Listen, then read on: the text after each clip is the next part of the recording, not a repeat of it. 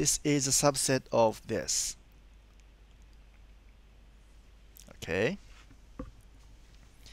So that proves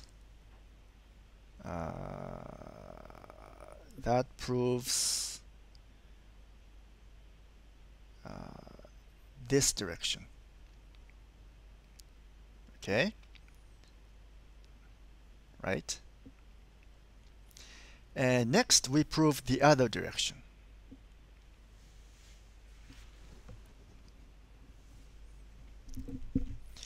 So to prove that, suppose, okay, we want to prove this direction, okay?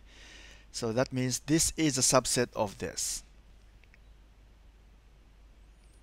Okay, so to prove that, let's pick any element of this.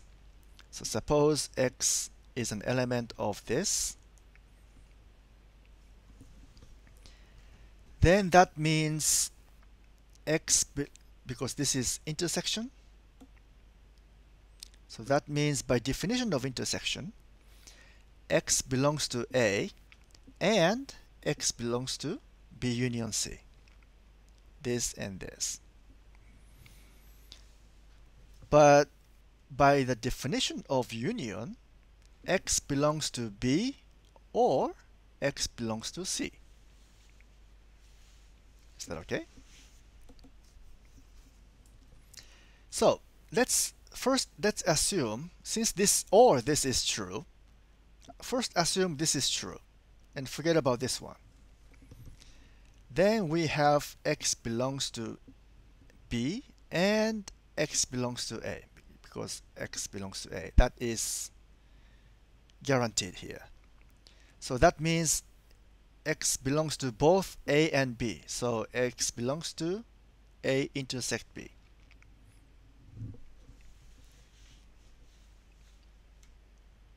Right? So this implies x belongs to this or this, because x already belongs to A intersect B, so it doesn't matter whether x belongs to this or not, right?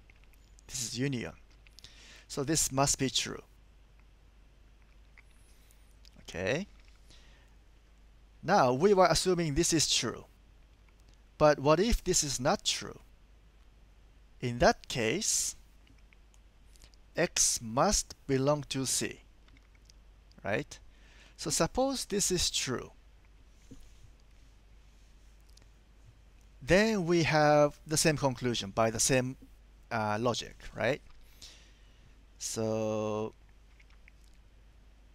that means x belongs to C and x belongs to A, because this is guaranteed. So that means from these two we can say that x belongs to A intersect C. So that means x belongs to this. X belongs to this part. So if we take union, it doesn't matter whether x belongs to this or not. Therefore, in either case, this or this, x belongs to this.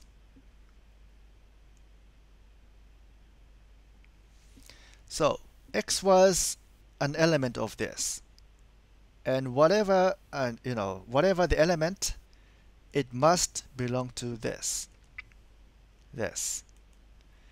Therefore, this is a subset of this. Now, we prove this one. So we proved the both directions. So that means these two sets are equal.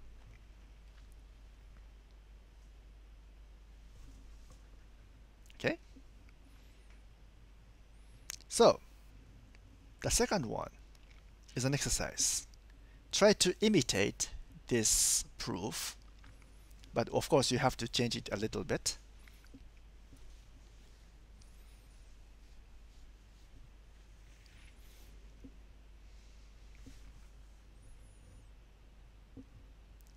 Okay. The next theorem was actually an exercise somewhere. actually these exercises. So you already you should have proved these things using Venn diagrams, right? Let's assume so. But the problem with Venn diagrams is that it's limited to pictures, right? For example, if we want to express A intersect B in Venn diagram, how do you do it? Maybe you write something like this, A and B, right?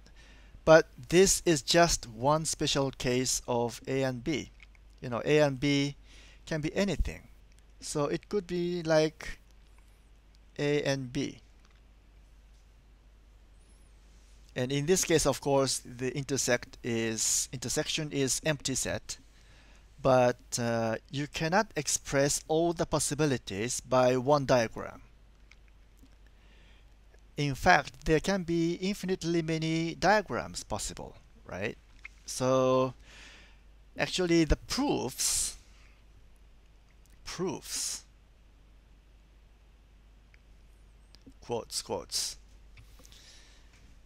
using Venn diagrams are not really proofs. No, it's just an intuitive expression of proofs, possibly, but it's not a rigorous proof. So now we want to prove these it's not Morgan, it's Morgan, the Morgan's laws more formally. Okay, let A, B be sets, then the complement of A intersection B is equal to A complement union B complement.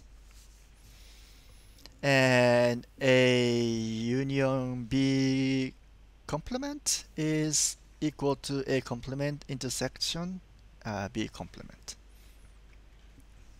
Okay. And we prove only the first one. The second one is an exercise. Okay. So again, we want to prove the equality between two sets. Now you should be familiar with how we should do it, right? So we prove this is a subset of this and this is a subset of this. Then they are equal.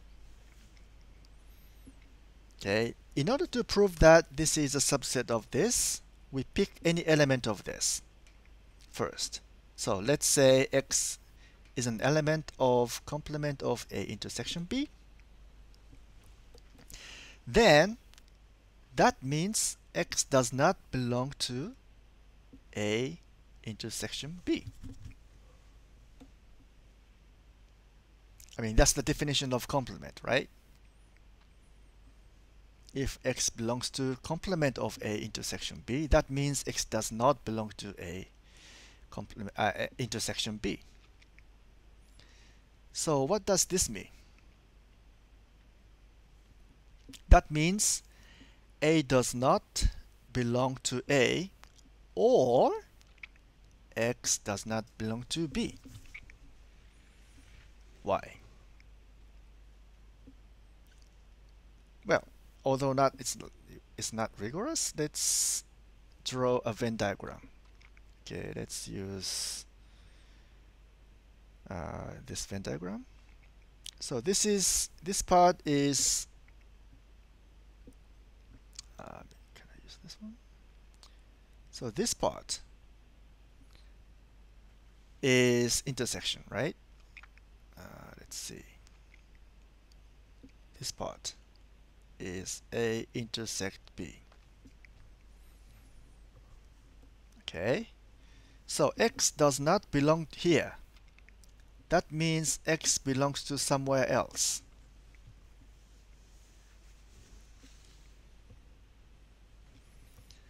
So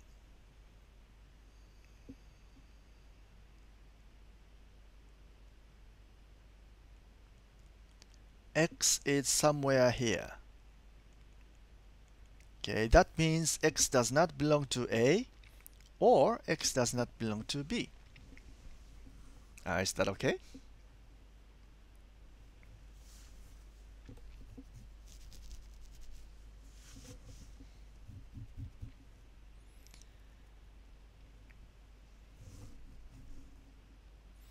I mean, this means x can belong to A, but if that's the case, x does not belong to B.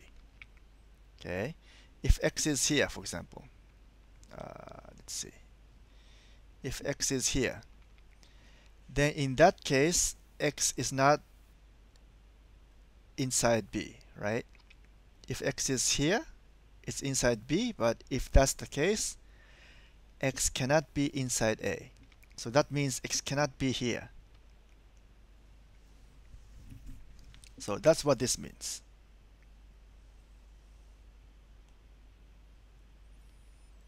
Okay, so this is either this or this. This or this. So first, suppose this is the case. Okay, so x does not belong to A. Then that means x belongs to A complement. Right? I mean, that's the definition. So that means x belongs to A complement union B complement. It doesn't matter whether x belongs to B complement or not because it's union. So x belongs to A complement or B complement, right? But we know that x belongs to A complement, so this is true. Okay, and if this is not the case, but this is the case, then we can say the same thing. X again belongs to B complement. So this implies this, and this implies x belongs to A complement or B complement. It doesn't matter whether x belongs to A complement or not, because x belongs to B complement, so x belongs to this. So either case, x belongs to A complement union B complement. So we just proved that if we pick this element from here, it belongs to this. So that means we prove this direction. Okay, so this left-hand side